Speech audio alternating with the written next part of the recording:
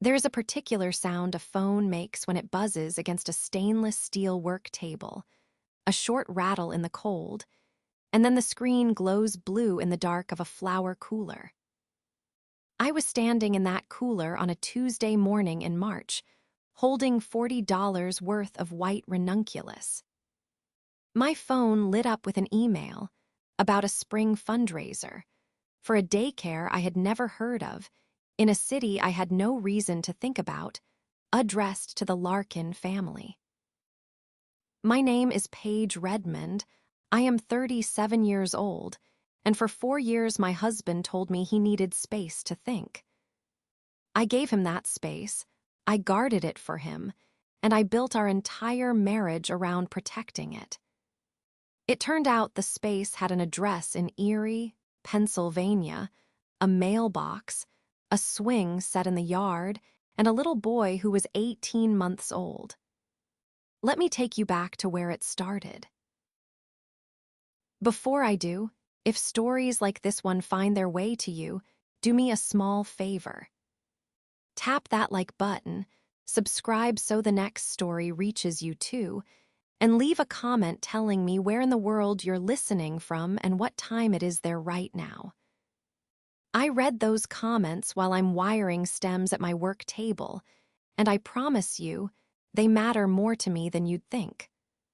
All right, back to the beginning. I was born and raised in Altoona, Pennsylvania, a railroad town in the folds of the Alleghenies, where winter comes early and stays late.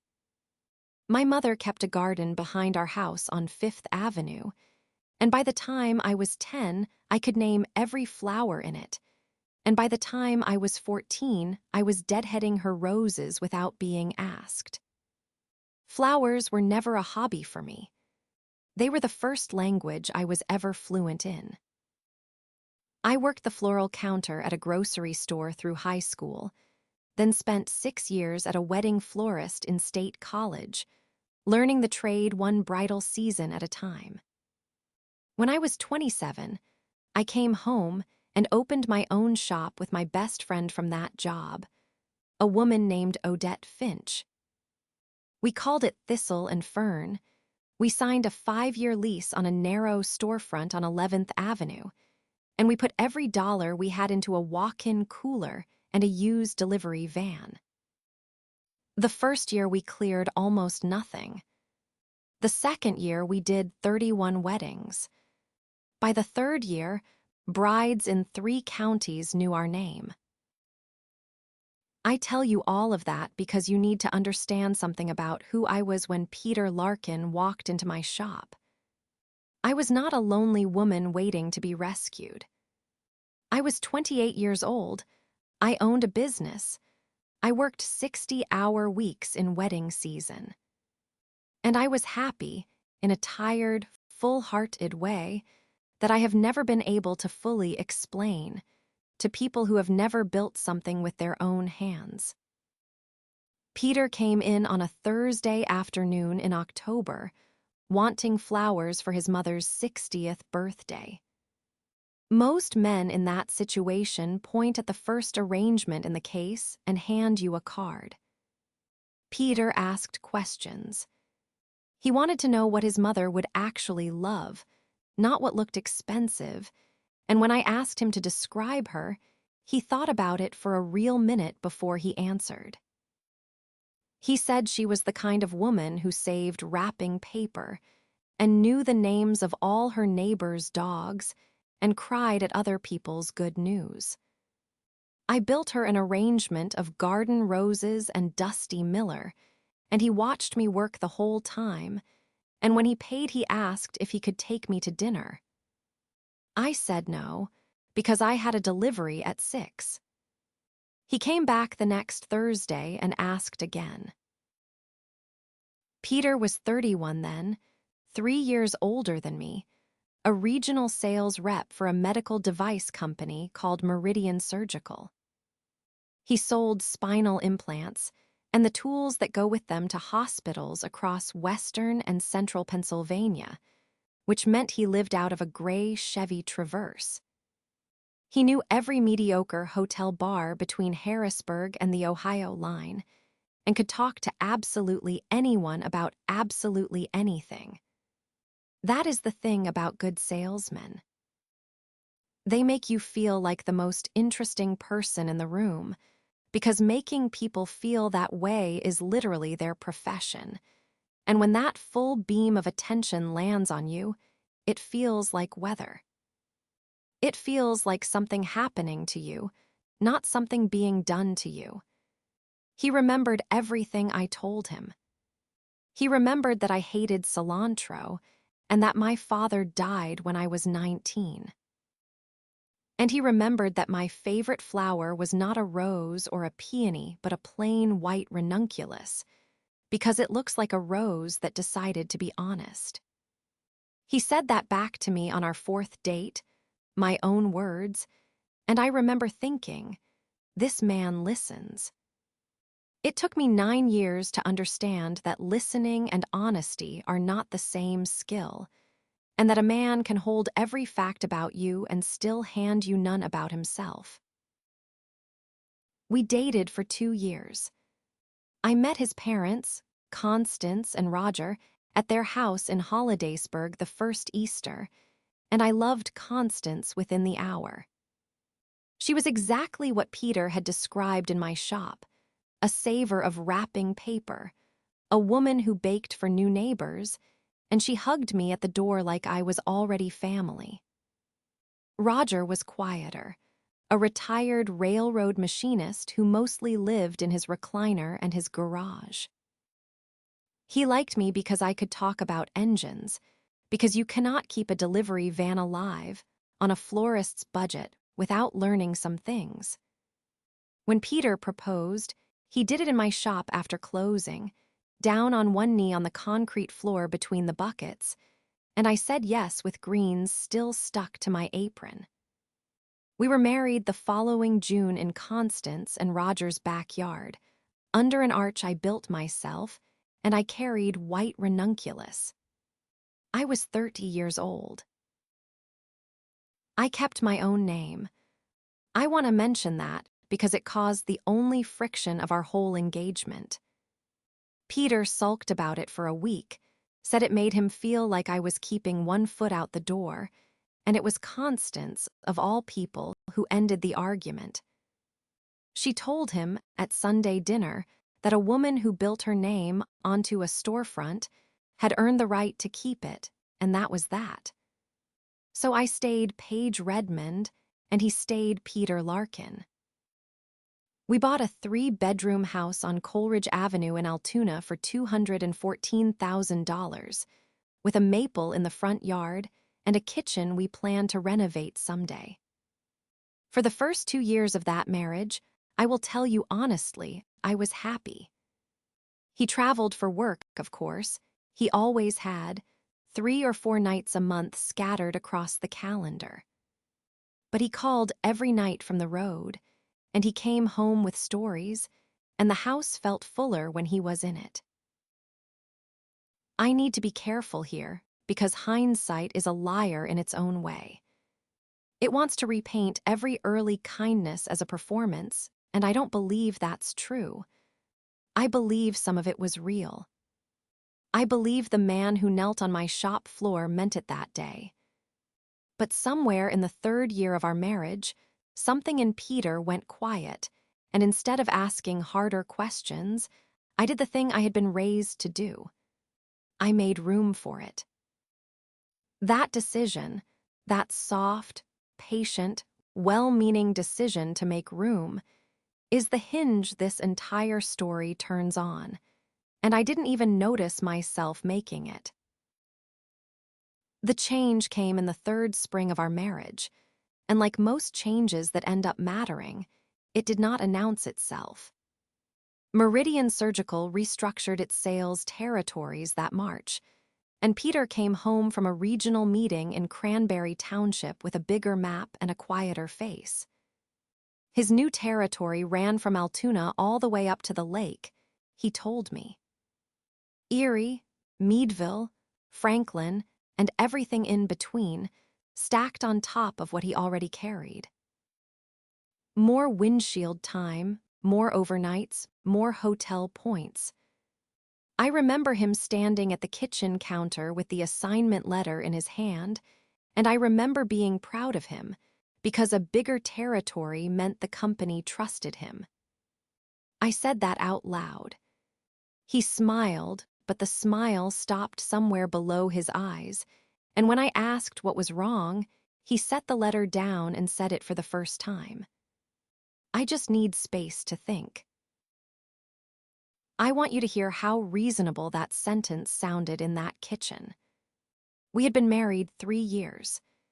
He was carrying quotas and sample cases and a 50% bigger map, and here was my husband telling me, in a calm and even voice, that he needed room to breathe.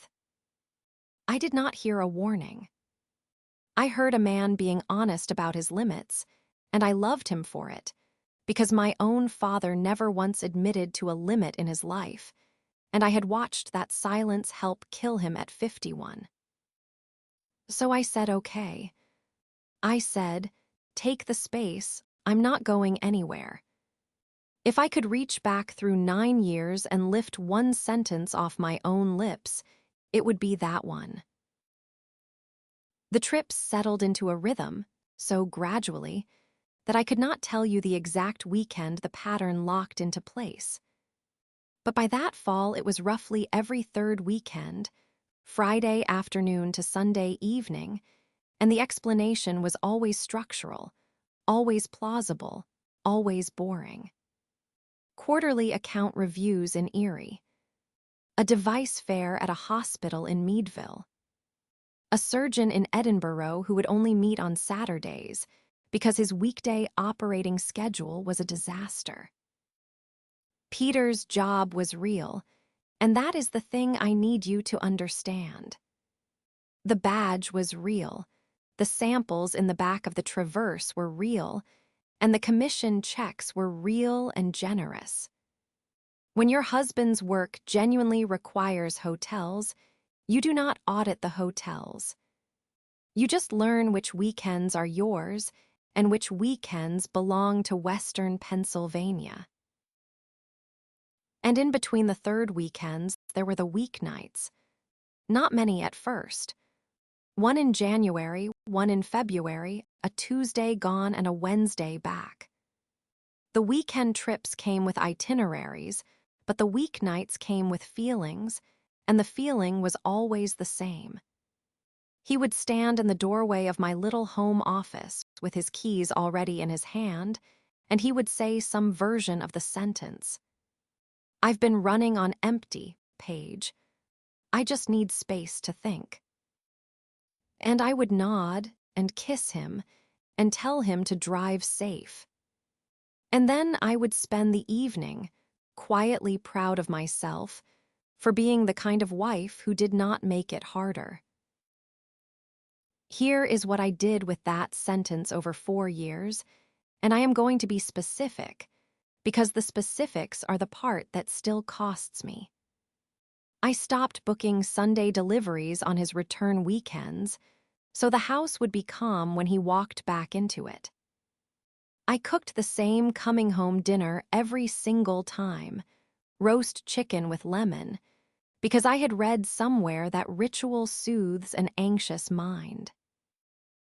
I told Odette to stop teasing him about his hotel life, because I believed her jokes were landing on a bruise.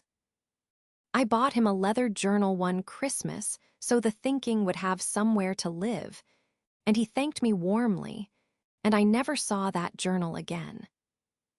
I turned down a bridal expo in Philadelphia because it fell on one of his home weekends, and I remember thinking, marriages are built exactly here, in the small yieldings nobody ever sees. I built a shrine to his stress, and I named it patience. I tended that flame for 4 straight years. I never once asked what it was actually burning. We were supposed to have children. I want to say that plainly, because it matters later, and because I have never said it plainly anywhere except a lawyer's office.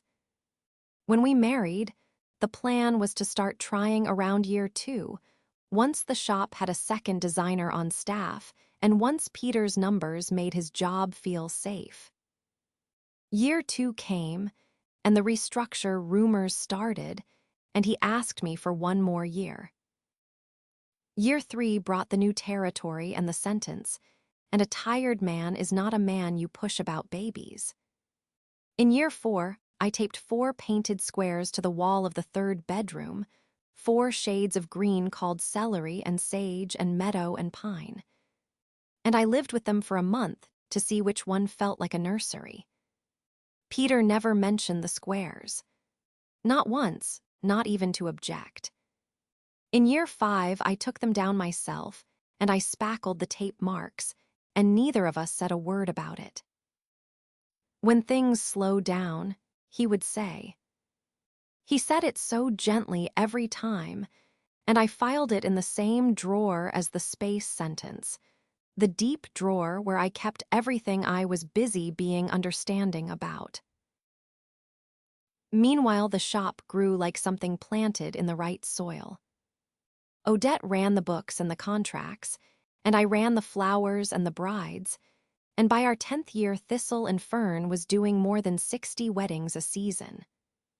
We hired 2 part-timers, and we finally replaced the van, and in June and September, I worked weeks that started in the dark and ended in the dark. I tell you that not to impress you, but because you deserve the honest, uncomfortable part. A woman with 60 weddings a year does not have long, quiet stretches in which to sit and study her husband's calendar. A certain kind of man knows that about his wife, and he builds accordingly. My work did not cause 1 minute of what happened, but it was the landscape he used. Every magician needs the audience looking somewhere else, and I handed him a whole storefront of somewhere else. The first crack came in the 5th year of our marriage, in October, and I explained it away in under an hour.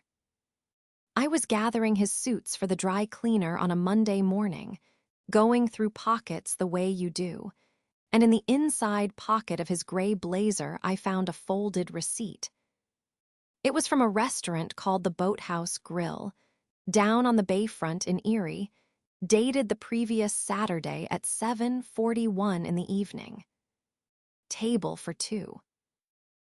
A crab cake platter and a walleye dinner, 1 bottle of Prosecco, and a slice of lemon cake with 2 forks. The problem was the previous Saturday, because on the previous Saturday my husband had been in Pittsburgh at a 2-day spine symposium at a hotel near the airport. He had called me from that hotel on Saturday night around 9, or from somewhere, and he had complained that the conference food was tragic. I stood in our bedroom holding that receipt, and I felt the floor tilt about 1 degree, and then I did what I have since learned to call the wife math. Erie was inside his territory. Sales reps entertain surgeons, and dinner for 2 with a good bottle is practically a line item in that business. And maybe the symposium wrapped early, and maybe he drove north to rescue an account, and maybe the second fork belonged to some scheduler he needed on his side. That is how the math went, column after column, until the answer came out to nothing. I slid the receipt into the envelope with his other expense receipts, and I chose not to ask him about it. Asking felt like an accusation, and accusing an exhausted man over a piece of paper felt like a betrayal of the entire cathedral of patience I had spent 2 years building. And I want you to notice the mechanism there, because it is the true villain of this half of the story. You do not fail to see the crack. You see it clearly, and then you spend your strength protecting him from what you saw. I know the difference now. I paid full tuition to learn it. The phone changed that same season. Peter had never been private about his phone. His passcode had been his mother's birthday for as long as I had known him, and the phone lived face up on the kitchen counter like anybody's. That fall, the passcode changed, and the phone began sleeping face down, and it started going with him into the bathroom in the mornings. When I finally mentioned it, keeping my voice light, he had an answer so smooth I felt embarrassed for asking. Meridian had rolled out new compliance rules, he said. Patient data, surgical schedules, federal privacy law. Company phones had to lock down hard, and 2 reps in Ohio had already been written up over it. It was airtight. Some of it was probably even true, which is the thing about a good cover story, because the best lies are mostly made of truth with one room missing. I nodded along, and one more degree of tilt got absorbed into my beautiful understanding, and the house stayed level. Houses do that. They stay level right up until they don't. There was one more crack, a year after the receipt, and this is the one that shames me the most because it was not paper and it was not policy. It was an object. My delivery van was in the shop that August, so I borrowed the Traverse for a Tuesday of deliveries. When I reached under the passenger seat to free a snagged spool of ribbon, my fingers came back holding a pacifier. Green, translucent, small as a plum.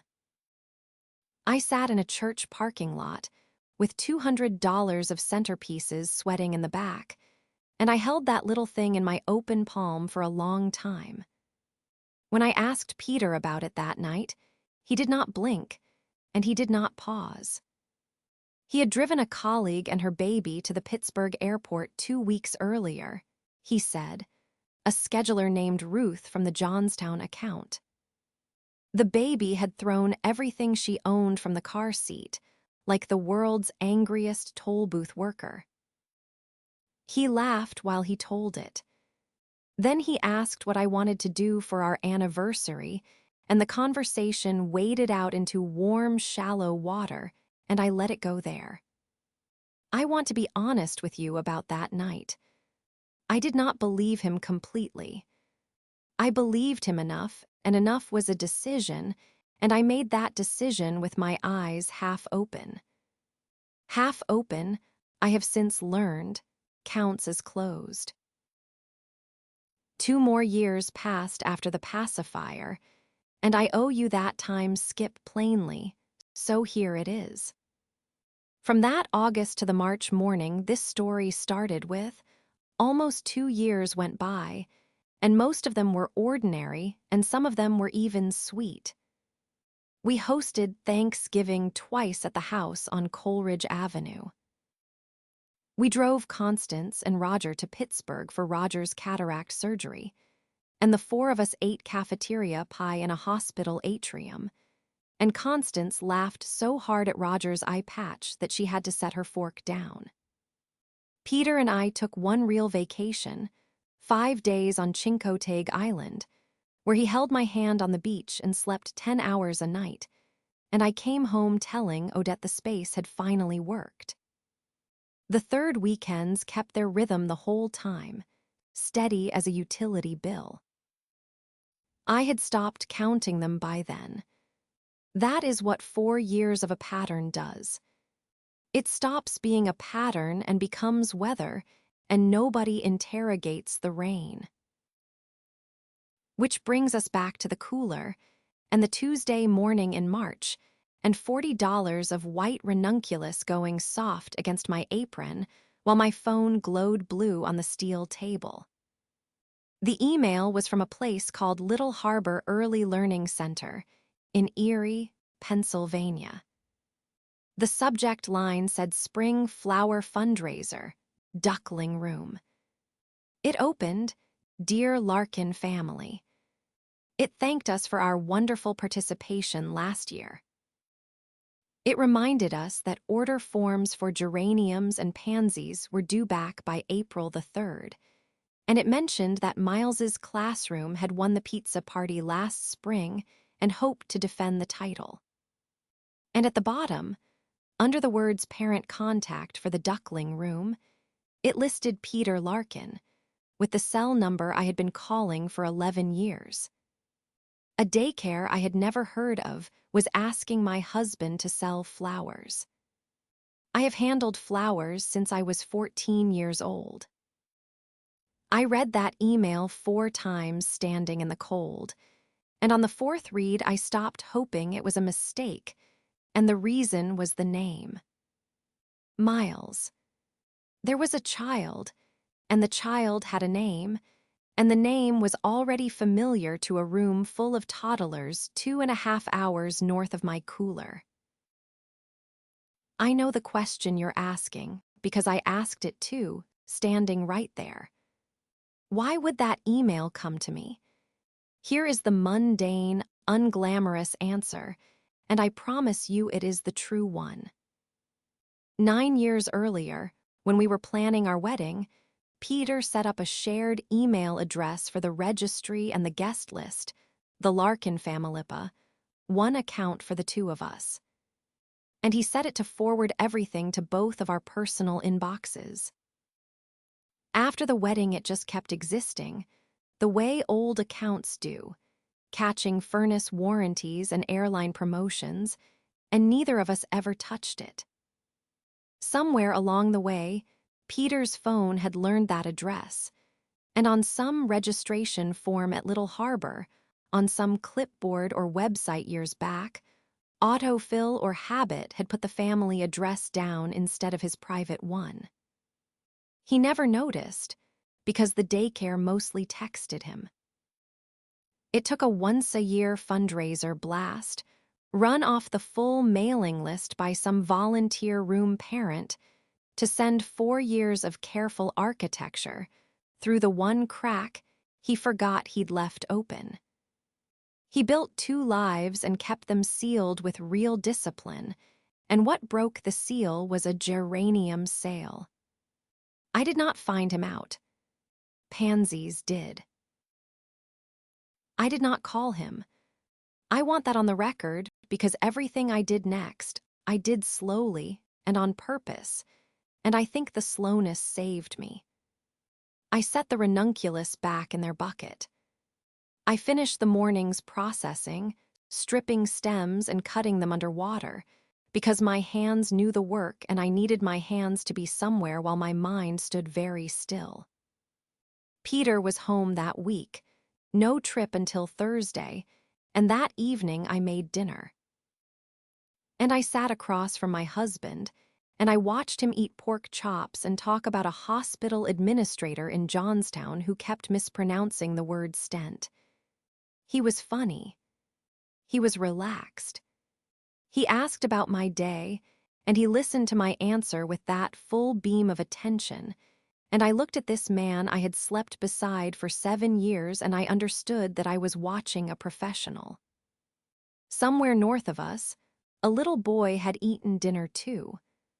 I said none of it. Not that night, and not for 2 months. And if you think that silence was weakness, I need you to keep listening, because that silence is where I finally stopped being managed and started managing. That night, after he fell asleep, I sat in my home office with the door open, because a closed door would have been unusual, and I logged into the old shared account. The password was on a card in my recipe box, in my own handwriting from 9 years ago. I did not have to break into anything, and I want to be clear about that. This was my own inbox, legally and literally, one he had simply forgotten I could see. Most of it was exactly the junk I expected, airline miles and furnace filters. But the account had folders, made automatically by the mail program, and in a folder of receipts I found the original registration confirmation from Little Harbor, dated 13 months earlier. Enrolled child, Miles Vance. Parent or guardian 1, Ingrid Vance. Parent or guardian 2, Peter Larkin. Home address, a house on Crestline Drive, in Erie, Pennsylvania. I sat and looked at that screen while the furnace hummed, and the strange thing, the thing I still cannot fully explain, is that what I felt first was not rage. It was recognition. It felt like being handed the answer key to a test I had been failing for 4 years, and finding out I had never once been wrong about a single question. Just talked out of my answers, over and over, by the man who wrote the test. Her name unlocked the rest. Ingrid Vance kept her page mostly private, but daycares and small businesses do not, and Little Harbor's public page had an album from a fall festival. 16 photos in, there he was. My husband, in a flannel shirt I had bought him, was standing in a pumpkin patch with a baby on his hip. A tall woman with reddish hair was laughing at something outside the frame, and the caption thanked the Duckling Room families for coming. The photo was 5 months old. The baby had Peter's exact chin, which is a mean and specific thing, for the universe to include, and Peter was looking at him, the way he used to look at me across the shop counter. Ingrid's profile photo, the one part of her page the world could see, was the 3 of them at that same festival, in matching flannel. Matching flannel. He had 1 weekend a month set aside for family photos in flannel, and I had spent those same weekends keeping his house quiet so he could think. I closed the laptop and went and stood in the doorway of our bedroom and watched him sleep for a while. I know how that sounds. I was not deciding anything violent, and I was not even crying. I was doing arithmetic. Miles was 18 months old, which meant Ingrid was pregnant during our 5 days on Chincoteague, when Peter slept 10 hours a night and held my hand on the beach. The registration was 13 months old. The fall festival was 5 months back. The boathouse receipt was 2 years back. The pacifier was 2 Augusts ago. I stood in that doorway and laid the whole timeline against my own calendar. Every 3rd weekend, every Tuesday of space, 4 years of them, and the 2 calendars locked together like gears. There was no version where this was new, and no version where it was a mistake, and no version where the man in that bed had been suffering. I had been the wife, and I had also, without knowing it, been the schedule. Somebody else got the weekends. I got the recovery days. I told one person, and it was Odette the next morning in the walk-in cooler with the door shut, which is the closest thing our shop has to a confessional. She listened to the whole thing without one interruption, which for Odette is a category of miracle. When I finished, she picked up a rose and started stripping the thorns off it with her thumb, slow and methodical, like she was disarming something. Then she asked me the only question that mattered. What do you need me to do? Not, are you sure? Not, maybe there's an explanation. 22 years of friendship in 5 words. I told her I needed the shop covered on the first Saturday of April, because Peter had announced a trade show in Cleveland for that weekend, and I was not going to Cleveland. I was going to Erie.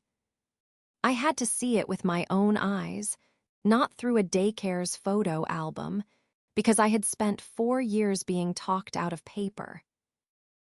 And I knew that if I confronted him with paper, some part of me might let him talk me out of it one more time. I did not need more proof. I needed to be unpersuadable. I want to tell you exactly what I did in Erie and exactly what I did not do. There is a version of this story where a woman lights the house on fire, and that was never going to be me. I left Altoona at 7 in the morning on that first Saturday of April, and I drove 2 hours and 40 minutes north. I parked halfway down Crestline Drive, across the street and 4 houses short, in front of a house with a for sale sign where a parked car looked normal. It was a nice street. That surprised me, and then it embarrassed me that it surprised me. Small brick ranches, basketball hoops, daffodils coming up along the fence lines, and there, in the driveway of the house from the registration form, sat the gray Chevy Traverse, supposedly in Cleveland. There was a black mailbox at the curb with a little painted trout on it, and a cedar swing set in the side yard, the kind that comes on a pallet and takes a man a full weekend to build. He had never built anything at our house. We had a maple and a mortgage. This house had a swing set, and I remember gripping the steering wheel and thinking, he assembled that. He read the instructions and sorted the bolts, and it did not happen on a day he belonged to me, because every single day for 4 years, he had belonged to somebody. At 16 minutes past 10, the front door opened, and my husband came out carrying a little boy in a puffy blue jacket. I was too far to hear anything, and I am glad for that. He set the boy in the toddler swing, and he pushed him, and the boy kicked his legs. Then a tall woman with reddish hair came out with 2 mugs and handed one over, and she said something that made Peter throw his head back and laugh. His real laugh. The one I had been rationing all those years, the one I thought stress had taken from him. It had not gone anywhere. It had just moved to Erie. I watched for about 6 minutes, and here is what I will tell you about Ingrid Vance from that distance. She did not look like a villain. She looked like a woman on a Saturday, in an old cardigan, drinking coffee in her own yard, watching her son swing. Whatever she knew or did not know, and I would learn later how much she did not, that morning she just looked like the other woman living inside my exact same lie, 140 miles up the road. I started the car and I drove home. I stopped once at a rest stop outside Clearfield, and I sat in the parking lot and ate a granola bar I could not taste, and I did not cry there either. I keep waiting, in the telling of this, to reach the part where I fell apart, and it never comes. Some griefs are too organized for that. Mine came with a timeline attached. On the Monday after Erie, I called a family law attorney in Altoona named Dana Whitfield, and I took the first appointment she had, and I sat in her office above the bank and laid it all out. The email, the registration, the photographs, the 4 years of trips. Dana was about 60, with reading glasses on a chain, and she listened the way surgeons and florists and good lawyers listen, without flinching. Then she told me plainly how it would go. Pennsylvania allows a no-fault divorce by mutual consent 90 days after filing, if both people sign. The shop was founded 4 years before my marriage, and it lived inside a business partnership with Odette, so the shop was mine, though its growth during the marriage would enter the math. The house on Coleridge Avenue was marital and would likely be sold and split. There were no children to argue over, she said, and then she looked at my face and understood the size of that sentence, and she said it differently. She said, he has made his custody arrangements elsewhere, which means the only thing you are dividing is property, and property is just arithmetic. Then she gave me homework. Quiet copies of everything. Tax returns, bank statements, the mortgage, the retirement accounts, his commission records. For 3 weeks in April, while my husband thought I suspected nothing, I photographed documents in the daylight hours and filed them in a folder at the shop, in a drawer marked ribbon inventory. And I did his laundry, and I cooked the roast chicken, and I was pleasant and tired and normal. You may call that cold. I have heard the word. But I had spent 4 years being warm on command, and warmth had bought me a front row seat to my own robbery. Cold was just what the truth felt like when I finally let it set. And then, in the last week of April, Constance called the shop. She calls the shop when she wants to talk to me, not the house, because she likes the sound of the cooler fans in the background. And she told me that she and Roger would hit 40 years married on the 16th of May. They were having everyone to the backyard in Holidaysburg.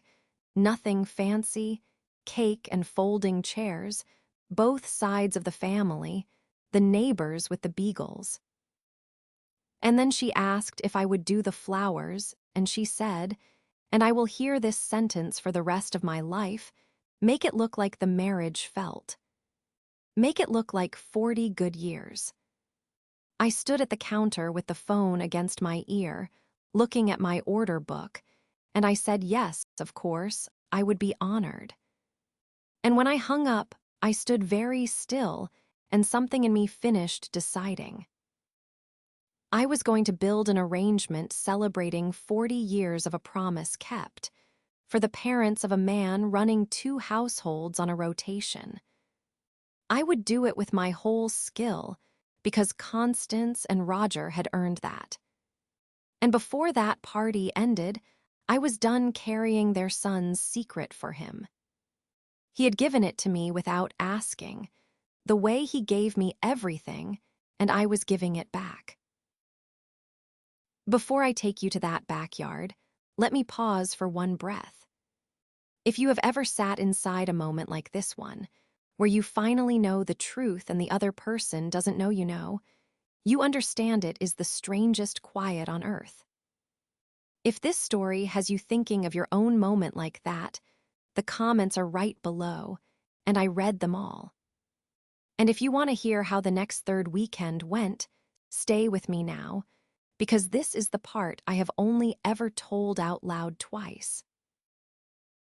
It came on the Thursday before the party, the 14th of May, 2 days before his parents' anniversary. I was at the kitchen table going over the flower order, buckets of peonies and garden roses, and, yes, white ranunculus, because Constance had asked for whatever I carried at my own wedding. Peter came downstairs at 6 in the evening with his duffel bag over his shoulder. I knew that duffel the way farmers know clouds. He said something had come up with the Meadville account, a site visit he couldn't move, and he would be back Saturday morning in plenty of time for the party. And then, at the door, with his hand already on the knob, he turned halfway back to me and he said it. The same sentence, 4 years old, worn smooth as a river stone. And honestly, Paige, it'll be good for me. I just need space to think. I had imagined that moment for 2 months, and in my imaginings I was sharper or louder or crueler. What actually happened is that I felt very calm, almost gentle, the way the shop gets at closing time. I stood up from the table, and I took the folded printout of the fundraiser email out of the order book, where it had been writing between the peonies and the boutonnieres for 3 weeks. And I set it on the hall table beside his keys. And I said, "You've had 4 years of space, Peter. I found out what you were thinking about. He is 18 months old, and his classroom won the pizza party, and you owe the duckling room a geranium order by April 3rd, so you're late." I watched my husband read that email, and I will describe it exactly, because I owe you exactness after all this. He read it once fast and once slow. The color went out of his face from the top down, forehead first, like something draining. His mouth opened twice with nothing in it. 11 years, and I had never once seen Peter Larkin out of words. He was a man who could talk a hospital board into a seven-figure contract before the coffee cooled, and he stood in our hallway holding one page from a daycare, and the machine just stopped. When his voice finally came back, it came back small, and what it said was, "Paige, let me explain the context." The context. Even drowning, he reached for a sales word. I told him I already had the context. I told him I had the registration, and the photographs, and an attorney, and that I had seen the swing set. And at the word swing set, he flinched like the paper had reached out and touched him. Then I told him the only thing I actually needed him to hear that night. I said, "You will be at your mother's anniversary on Saturday, sober and on time. What happens after that is mine now. You have had 4 years of decisions. This one is mine." He did not go to Meadville. He slept in the den, or lay in it anyway, and twice on Friday he tried to open a negotiation, and both times I declined, politely, the way you decline a vendor. On Friday, I worked a 12-hour day building his parents' anniversary flowers. And I am not too proud to tell you that some hours it felt like swallowing glass, and other hours it felt like the only solid ground in the county. My hands knew the work. Peonies do not care what your husband did. You cut them under water, and you give them a clean vase, and they open for you anyway, and there is a sermon in that if you want one. Saturday, the 16th of May, was one of those western Pennsylvania spring days that apologizes for the whole winter. Constance and Roger's backyard in Hollidaysburg filled up by 2 in the afternoon.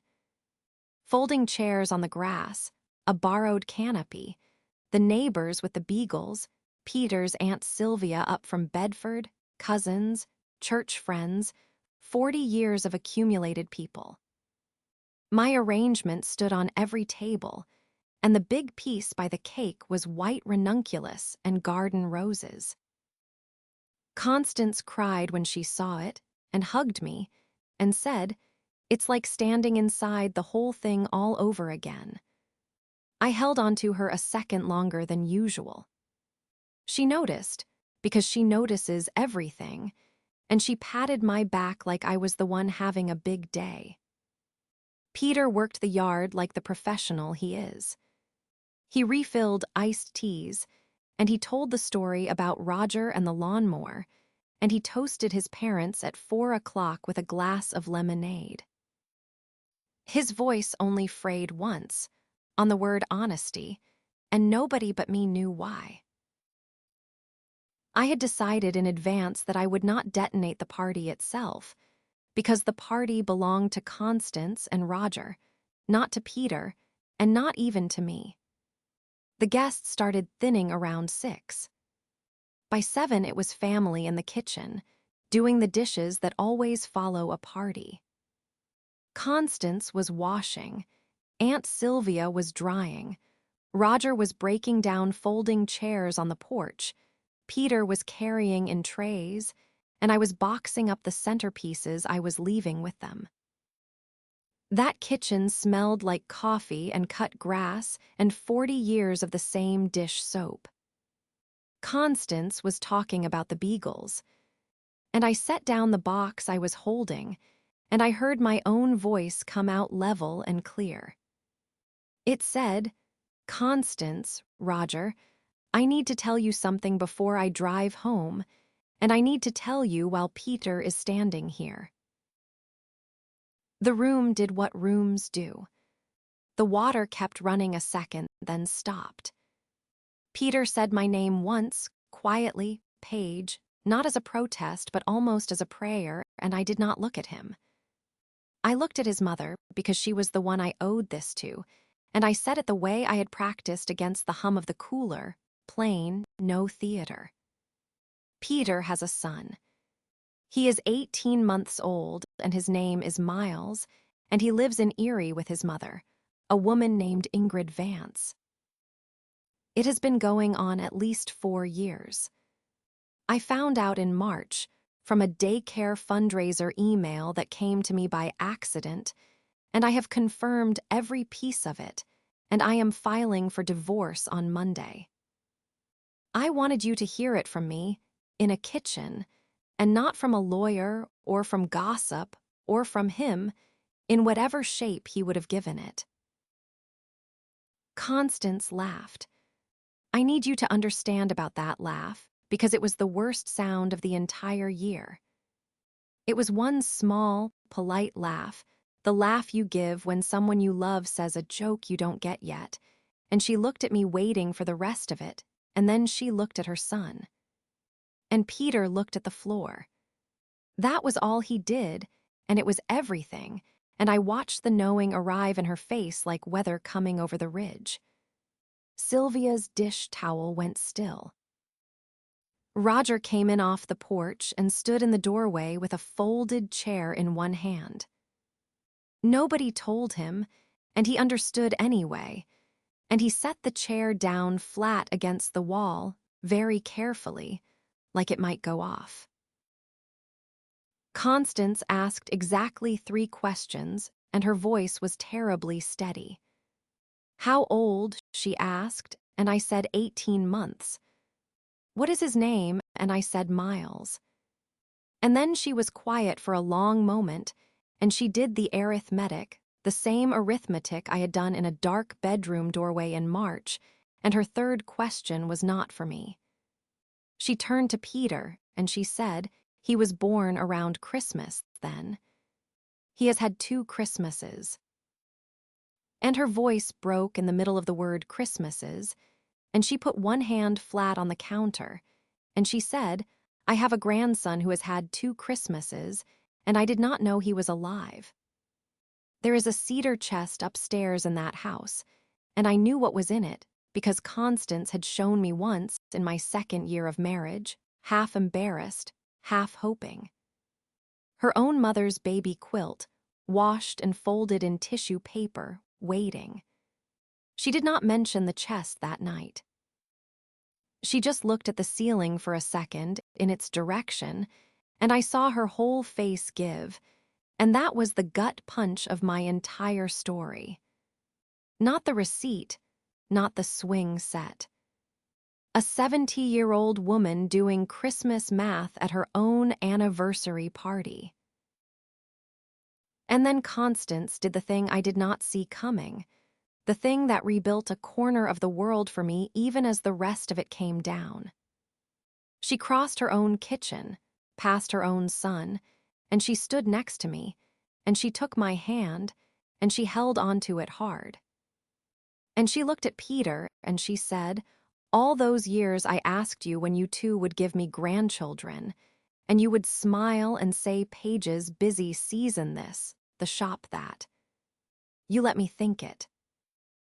You let me sit in my church pew and quietly blame this girl, and the whole time you had a baby 2 hours up the road. And then to me she said, and I will carry this sentence forever, Paige, I am so sorry. Not for him. From me, for every time I wondered about you. He let me wonder about you. Roger never said a word that night. He walked to his son, and he looked at him for a moment, and then he walked past him and out to the garage. And I understand that, in the language of a railroad machinist born in 1952, that was a speech. Peter followed me out to my van at the end of it, into the blue dark of the driveway. This is the part I have gone over the most, because for about 90 seconds, my husband was honest with me, maybe for the first time in 4 years. I asked him one question. I asked, were you ever going to choose? And he looked at the swing set shapes the maple shadows made on the lawn, and he said, no. He said it quietly and immediately, like it had been standing just behind his teeth for years. He said that was the whole point, Paige. There was never a decision coming. When I was there, that felt like my life, And when I was here, this felt like my life and the space, and he stopped, and then he finished it anyway. The space to think was never for deciding anything. It was so I never had to. And for one breath, standing in his parents' driveway, I saw the actual man, unlit, unsold, just a person who had built 2 warm rooms and a hallway between them, and lived his whole real life in the hallway. And then, because he is who he is, the salesman came back online, and he straightened up, and he said, "But you were married to that shop. And don't pretend 11th Avenue wasn't a second life of your own." I did not argue with him. There is no arguing with a drowning man holding a brochure. I got in my van, and I rolled down the window, and I said, "The difference, Peter, is that you always knew the address of my second life." And I drove home to Coleridge Avenue, and I slept in the middle of the bed. Dana Whitfield filed the papers on Monday morning, the 18th of May, and I will give you the resolution the way it actually went, which is to say, as arithmetic, exactly like she promised. Peter did not contest it. Whatever else he is, he signed everything within the 90 days, and I think shame moved his pen, and I think relief moved it too, because a man who hates deciding will even take a divorce if it arrives pre-decided. The house on Coleridge Avenue sold in September for $246,000 to a young couple who loved the maple, and we split the proceeds down the middle. The shop stayed mine and Odette's, whole and untouched, though the marital math cost me a settlement payment that stung for 2 tax years and was worth every dime. The divorce was final the following April, 11 months after that kitchen. I took an apartment 5 blocks from the shop, a second-floor walk-up with bad water pressure and good morning light. The first piece of furniture I bought was a kitchen table with 2 chairs, and the first thing I put on it was a jar of white ranunculus. Peter transferred to the Northwest Territory permanently and moved to Erie. Of course he did. The commute to his real life got shorter. That is not bitterness, by the way. That is just the map.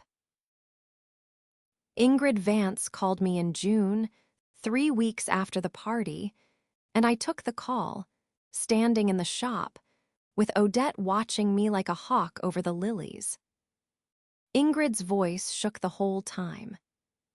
She told me Peter had said he was separated when they met, and divorced by the time Miles came, and that the every 3rd weekend absences ran the other direction in her house, explained as work in the Altoona Territory.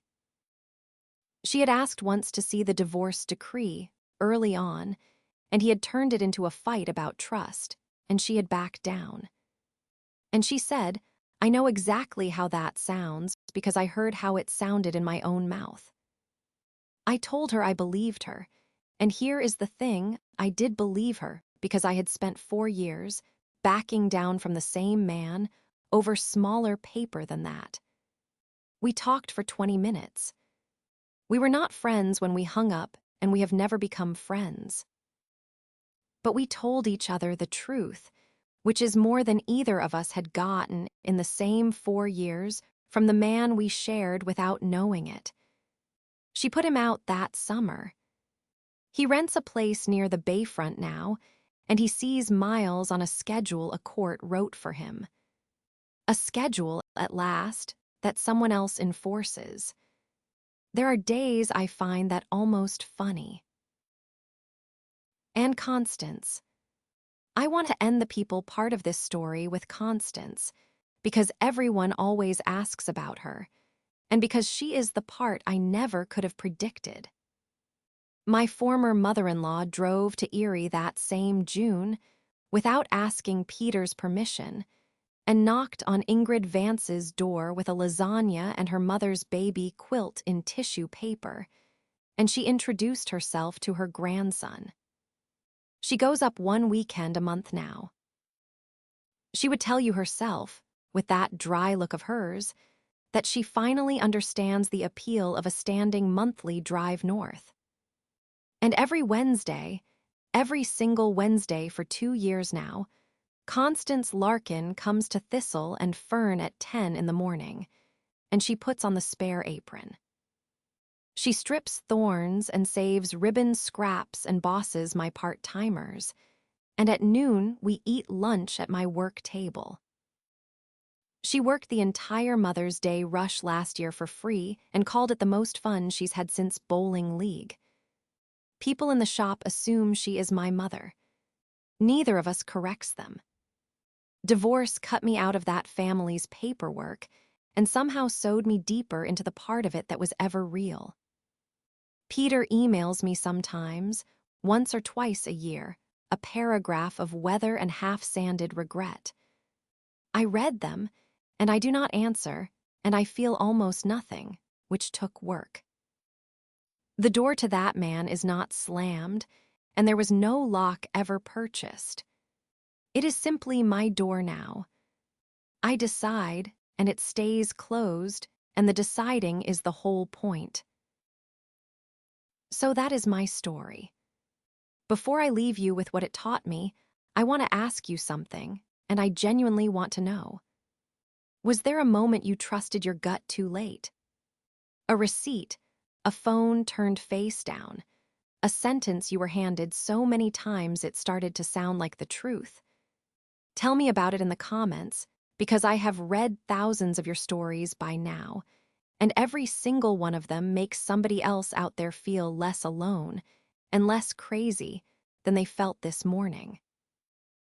And if you want more stories like mine, from people who came out the other side with their hands steady, subscribe and turn on notifications. There is a new one waiting, and it starts in a place you would never expect. If you carry anything out of my story, let it be these 4 things I had to learn at full price. A repeated phrase is not an explanation. It is a training program. For 4 years, I heard the words, "I just need space to think," and instead of examining them, I memorized them, and then I built my weeks around them. The phrase never changed because it never had to, because it worked, and it worked because I kept paying it. If someone in your life runs the same sentence every time they disappear, stop asking what the sentence means and start noticing what the sentence buys. What it buys is usually the whole answer. The truth rarely arrives dramatic, it arrives misaddressed. 4 years of discipline came apart because of a daycare geranium fundraiser sent to a forgotten email address. Not a confession, not a lipstick collar, a volunteer room parent hitting send on a mailing list. I had spent years waiting for proof that would feel big enough to act on, and when it came, it was small and beige and about pansies. Watch the boring evidence in your own life. The receipt, the pacifier, the passcode. Big lies are waterproofed against storms, but they almost always leak at some tiny seam the liar forgot he built. Confirm quietly before you confront loudly.